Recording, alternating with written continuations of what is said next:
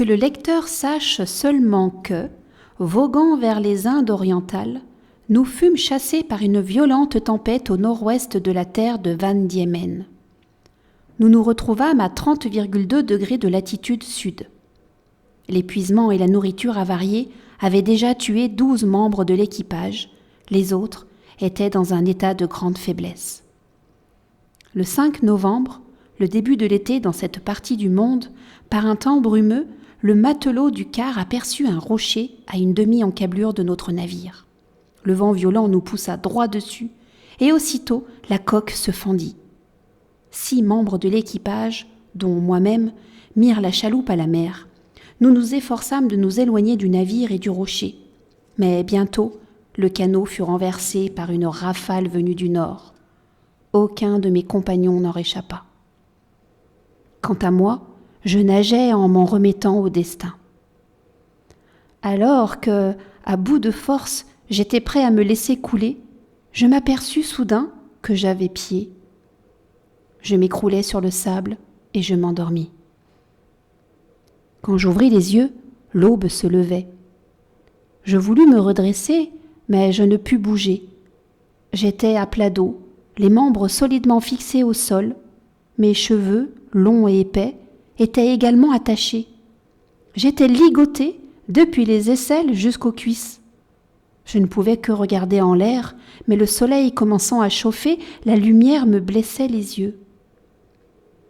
J'entendais du bruit autour de moi, sans rien voir que le ciel. Je sentis quelque chose de vivant progresser sur ma jambe gauche, atteindre ma poitrine, frôler mon menton. Baissant les yeux autant qu'il m'était possible, je vis une créature humaine de 6 pouces, un arc à la main et un carquois sur le dos. Une bonne quarantaine de la même espèce suivait le premier. D'étonnement, je poussai un rugissement qui les fit décamper. Certains, on me le raconta plus tard, se blessèrent en sautant à terre. Cependant, ils revinrent bientôt et l'un d'eux, s'aventurant assez loin pour voir mon visage en entier, cria d'une voix perçante mais distincte « Ekina des goules !» Les autres répétèrent les mêmes mots à plusieurs reprises, mais j'ignorais alors leur signification. Pendant tout ce temps, je gisais fort mal à l'aise. À force de me débattre, je parvins à rompre mes liens et à arracher les piquets qui retenaient mon bras gauche. Le levant vers mon visage, je compris leur méthode pour m'entraver. Au prix d'une intense douleur, je tirai sur les cordes qui retenaient mes cheveux sur la gauche et je pus tourner légèrement la tête. Les créatures s'échappèrent une deuxième fois sans que je puisse les attraper. Une voix stridente poussa un grand cri et quelqu'un s'exclama « Tolgophonak !» Ma main gauche fut criblée de plus de 100 flèches qui me piquèrent comme autant d'aiguilles.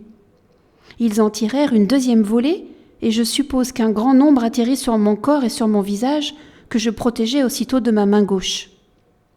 Quand ce déluge cessa, je gémis de douleur tout en me débattant. Il y eut une nouvelle attaque encore plus nourrie et certains tentèrent de me transpercer les flancs à coups de lance. Par chance, je portais un gilet de cuir résistant. J'estimais alors plus prudent de rester tranquille et d'attendre la nuit où je n'aurais aucun mal à me libérer.